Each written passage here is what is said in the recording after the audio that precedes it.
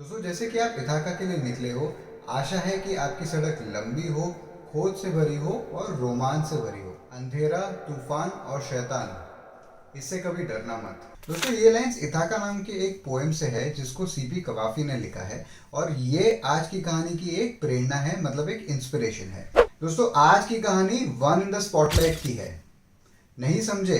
अरे दोस्तों, आज की कहानी नायका की है और ये पोएम की लाइंस ने नायका के फाउंडर को इंस्पायर किया था। नमस्कार दोस्तों, मेरा नाम है यश और आप देख रहे हैं बिजनेस गुरु।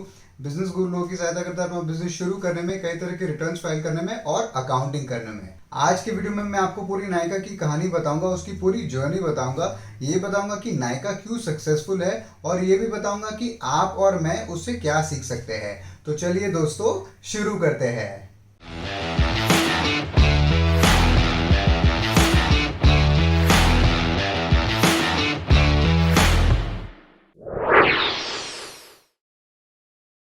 दोस्तों, नायका की फाउंडर फाल्गुनी नायर है। फाल्गुनी जी ने नायका की शुरुआत 2012 में की थी। नायका के पहले फाल्गुनी जी कोटक महिंद्रा बैंक के इन्वेस्टमेंट बैंकिंग डिवीजन की मैनेजिंग डायरेक्टर थी। 2012 के पहले उन्होंने यूएस विजिट किया था और वहां पे एक शॉप था सेफोरा नाम का। वहां पे शॉपिंग करते हुए उन्होंने ये रियलाइज किया कि इंडिया में ब्यूटी मार्केट इतना डेवलप नहीं है, मतलब जो मेकअप का जो मार्केट है इतना डेवलप नहीं है। तो क्यों नहीं ऐसा कोई एक स्टार्टअप बनाया जाए जो ये ब्यूटी के मार्केट को या ये ब्यूटी के प्रोडक्ट्स को लोगों तक पहुंचा सके। उन्होंने ये ऑब्जर्व किया कि इंडिया में कभी भी किसी को ब्यूटी या मेकअप के प्रोडक्ट्स खरीदने होते हैं, उनको शॉप में विजिट करना होता है। जनरली वो शॉप के जो भी सेल्समैन होते हैं वो इतने ट्रेन नहीं होते हैं और जनरली वो शॉप के पास इतने चॉइसेस नहीं होते हैं। और मेजॉरिटी ये जितने भी शॉप्स है वो सिंगल ब्रांड में रिटेल करते हैं, मतलब उनके पास मल्टीपल ब्रांड्स की चॉइसेस नहीं होते हैं। और ब्यूटी मार्केट्स में सबसे बड़ा प्रॉब्लम है फेक प्रोडक्ट्स का। बहुत सारे लोग फेक प्रोडक्ट्स रिटेल करते हैं और इसकी वजह से कस्टमर्स उनको ट्रस्ट करते नहीं और कस्टमर्स को कभी भी जेन्युइन प्रोडक्ट्स नहीं मिलते हैं। ये सब प्रॉब्लम्स को मद्देनजर रखते हुए फाल्गुनी जी ने 2012 में नायका की शुरुआत की। उन्होंने मल्टीपल चॉइसेस कस्टमर्स को अवेलेबल कराई और जेन्युइन प्रोडक्ट्स ही, मतलब बहुत सारे क्वालिटी चेक्स के बाद ही वो प्रोडक्ट्स को डिस्पैच किया। ये स्टार्टिंग में एक ई कॉमर्स वेबसाइट था, मतलब नायका.com पे ये सब प्रोडक्ट्स मिलते थे। ऑल्दो नायका शुरू करने का जो इंस्पिरेशन है वो फाल्गुनी जी को सेफोरा से आया, जो कि बहुत प्रीमियम ब्रांड है। पर नायका.com में उन्होंने सब क्लास के लोगों को केटर किया, मतलब छोटे से छोटा ब्रांड और बड़ा से बड़ा प्रीमियम ब्रांड सब नायका पे लिस्टेड थे। ऑल्दो उनके कस्टमर्स को नायका.com बहुत पसंद आता था, फाल्गुनी जी को स्टार्टिंग में बहुत स्ट्रगल करना पड़ा। एक इंटरव्यू में तो उन्होंने ये भी बोला है कि 60 ऑर्डर्स पर डे को भी वो फुलफिल ठीक से नहीं कर पा रहे थे। दोस्तों, मैं आपको बताना चाहता हूँ कि नायका मार्केट प्लेस मॉडल नहीं फॉलो करता है, but inventory based model follow करता है। अब ये inventory based e commerce model आखिर होता क्या है, पहले मैं आपको समझाता हूँ कि मार्केट प्लेस मॉडल क्या होता है। मान लेते हैं कि आपने एक आय काजल का ऑर्डर प्लेस किया ऑनलाइन अमेजोन पे।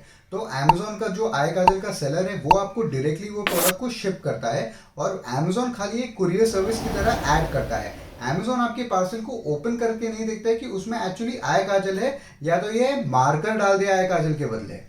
तो इसमें डुप्लीकेशन के चांसेस होने बहुत ज़्यादा है। अगर आपको याद होगा, पहले बहुत रिपोर्ट्स आते थे कि मैंने मोबाइल ऑर्डर किया फ्लिपकार्ट से और ब्रिक आ गया, या तो ईट डाल के किसी ने भेज दिया, या डुप्लीकेट प्रोडक्ट बहुत बहुत प्रॉब्लम होता था। फाल्गुनी जी ने ये चीज़ को समझा और उनको रियलाइज हुआ कि अगर मैं ये मार्केट प्लेस मॉडल फॉलो करूँगी तो हमेशा नायका की जो डोर है वो सेलर्स के हाथ में होगी। तो सेलर्स अगर चाहे डुप्लीकेट प्रोडक्ट्स को शिप करना तो डुप्लीकेट प्रोडक्ट शिप को करेगा और नायका का नाम खराब होगा, ना कि वो सेलर का नाम खराब होगा। तो उन्होंने इन्वेंट्री बेस्ड मॉडल फॉलो किया। अभी इन्वेंट्री बेस्ड मॉडल में सेलर डायरेक्टली वो प्रोडक्ट को शिप नहीं करता है। सेलर पहले ये प्रोडक्ट नायका को शिप करेगा उनके वेयर हाउस में।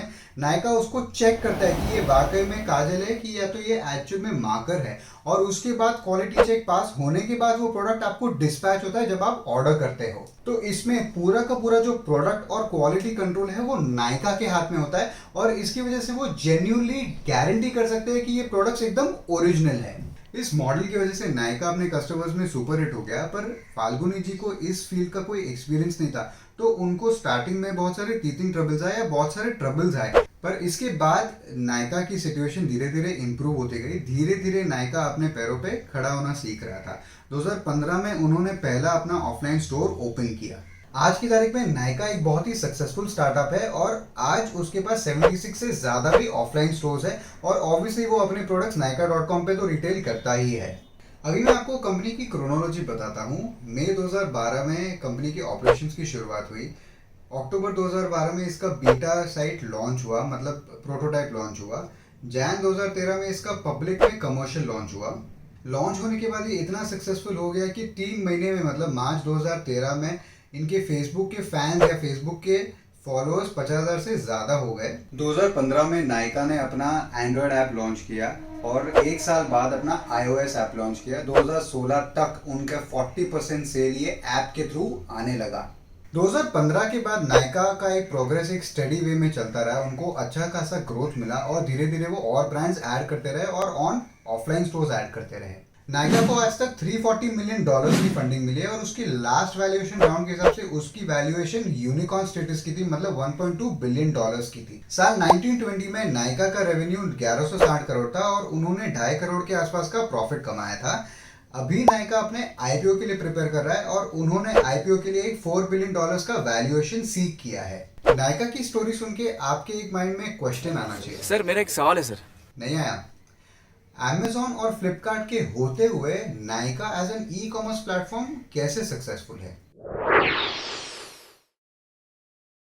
सबसे पहला रीजन है selling authentic and genuine products.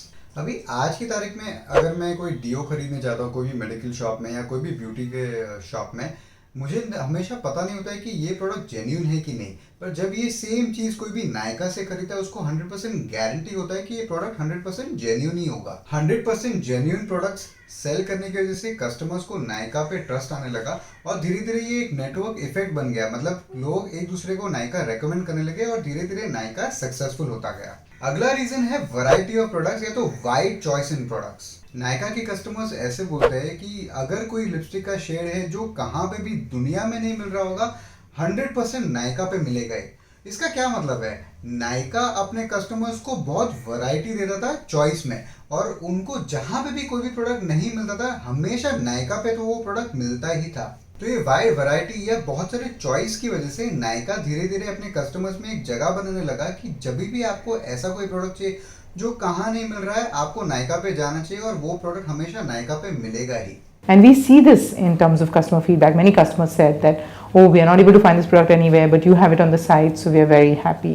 दोस्तों अगला रीजन है इन्वेंट्री बेस्ड मॉडल। कोई भी ई कॉमर्स प्लेटफॉर्म आज की तारीख में इन्वेंट्री बेस्ड मॉडल नहीं फॉलो करता है। आप चाहे अमेजोन की बात कर लो, फ्लिपकार्ट की बात करो, मिंत्रा, जबांग, कोई भी इन्वेंट्री बेस्ड मॉडल नहीं फॉलो करता है क्योंकि इसमें बहुत खर्चा होता है और बहुत इन्वेस्टमेंट करना पड़ता है। पर इन्वेंट्री बेस्ड मॉडल का एक चीज बहुत बड़ा एडवांटेज है जो कि है कंट्रोल। मतलब आपके पास प्रोडक्ट्स का फुल कंट्रोल होता है और आपको पता है कि आप क्या डिस्पैच कर रहे हो। तो अगर आपको पता चलता है कि ये प्रोडक्ट जेन्युइन नहीं है या क्वालिटी चेक में वो रिजेक्ट हो जाते हैं, आप वो प्रोडक्ट्स डिस्पैच ही नहीं करोगे और इसकी वजह से आप हमेशा जेन्युइन प्रोडक्ट्स ही सेल करोगे। पर नायका की फाल्गुनी जी को ये समझा कि अगर मैंने इन्वेंट्री बेस्ड मॉडल फॉलो नहीं करा, मेरे हाथ से पूरा कंट्रोल चले जाएगा और वो सेलर्स के हाथ में चला जाएगा। तो उन्होंने अगर फेक प्रोडक्ट्स भेजे या डैमेज प्रोडक्ट्स भेजे या एक्सपायरी प्रोडक्ट्स भेजे, मेरे पास इसका कोई भी कंट्रोल नहीं होगा पर आखिर में नाम मेरा ही खराब होना है। तो भले ही खर्चा ज्यादा हो, उन्होंने ये अवॉइड करने के लिए और अपने कस्टमर्स को 100% सेटिस्फैक्शन दिलाने के लिए इन्वेंट्री बेस्ड मॉडल फॉलो किया और पूरे जो प्रोडक्ट्स का कंट्रोल है वो अपने हाथ में ही रखा। ये पॉइंट पे स्टार्टिंग में बहुत सारे इन्वेस्टर्स हंसते थे और उन्होंने फाल्गुनी जी को ये चीज पे ही रिजेक्ट किया। पर जो जेन्युइन इन्वेस्टर्स है, जो ये मार्केट को या ये सेगमेंट को समझते थे, उन्होंने उनकी डील्स को अप्रूव किया और उनको आज की तारीख में $340 मिलियन तक का फंडिंग भी दिया। दोस्तों अगला रीजन है ग्रोथ ऑफ सोशल मीडिया। 2009 में एंड्रॉयड की शुरुआत हुई, 2012 में नायका का लॉन्च हुआ, 2013-14 के बाद में सोशल मीडिया का इंपॉर्टेंस लोगों की लाइफ में बहुत बढ़ गया और 2016 में जियो के लॉन्च के बाद तो ये एक्सप्लोड ही हो गया। अभी सोशल मीडिया एक ऐसी जगह है जहाँ पे लोगों को एकदम परफेक्ट दिखना है। मतलब उनका फोटो परफेक्ट होना चाहिए, पोस्ट परफेक्ट होना चाहिए, कैप्शन, हैशटैग सब कुछ परफेक्ट होना चाहिए। ये सोशल मीडिया पे परफेक्शन को चेस करते करते मेकअप का जो डिमांड है वो पूरा स्काई रॉकेट हो गया। और अगर आपकी फ्रेंड की फोटो परफेक्ट है तो आपको भी परफेक्ट दिखना ही है। तो लोगों की देखा देखी में भी इसका ग्रोथ और बढ़ता गया। तो दोस्तों ये नायका की सक्सेस का एक एक्सटर्नल फैक्टर है। दोस्तों हमने ये तो कवर कर लिया कि नायका की शुरुआत कैसी थी, उसकी स्टोरी या जर्नी कैसी थी और वो क्यों सक्सेसफुल है। अब जानेंगे कि आप और मैं उससे क्या सीख सकते हैं। दोस्तों पहला लेसन है अंडरस्टैंड योर कस्टमर्स। दोस्तों ये वीडियो का सबसे इंपॉर्टेंट लेसन है। ब्यूटी या मेकअप में दो मेजर प्रॉब्लम्स थे, एक आपको चॉइस नहीं मिलती थी और दूसरे फेक प्रोडक्ट्स। फाल्गुनी जी ने ये चीज को समझा, और उनको रियलाइज हुआ कि भले ही मार्केट प्लेस मॉडल बहुत ही ईजी है ऑपरेट करने के लिए, पर वो मेरे कस्टमर्स को हेल्प नहीं करेगा या कस्टमर्स को सेटिस्फाई नहीं करेगा। तो जेन्युइन प्रोडक्ट्स देने के लिए फाल्गुनी जी ने इन्वेंट्री बेस्ड मॉडल फॉलो किया। भले ही वो मॉडल महंगा था, भले ही उसमें ज़्यादा इन्वेस्टमेंट था, पर उसमें एक चीज़ 100% श्योर थी, कस्टमर सेटिस्फैक्शन। जब भी आप कोई भी बिजनेस बिल्ड करते हो, आप कस्टमर्स के लिए बिल्ड करते हो, ना कि आप अपने खुद के लिए बिल्ड करते हो। हाँ, आप उस प्रोसेस में पैसे ज़रूर कमाओगे, पर अगर कस्टमर आपका प्रोडक्ट खरीदेगा या कस्टमर आपको पसंद करेगा तभी आप पैसे कमाओगे। तो अगर कस्टमर मांगता है कि ये येलो कलर का कटर मुझे चाहिए, पर आपको ये कलर पसंद नहीं है, आपको बहुत ज़्यादा ब्राइट लगता है, आप उसको क्वेश्चन मत करो, ये येलो कलर का कटर उसको अवेलेबल कराओ और 100% अगर ये चीज़ आप रेप्लिकेट करोगे, आपकी कंपनी सक्सेसफुल होगी। अगला लेसन है learn to dream for yourself. दोस्तों, हमारी जो इंडियन सोसाइटी है वो एक टिपिकल मेल ड्रिवन सोसाइटी है। अभी मैं खाली अर्बन एरियाज की बात नहीं कर रहा हूँ, मैं आपको एक एवरेज बता रहा हूँ।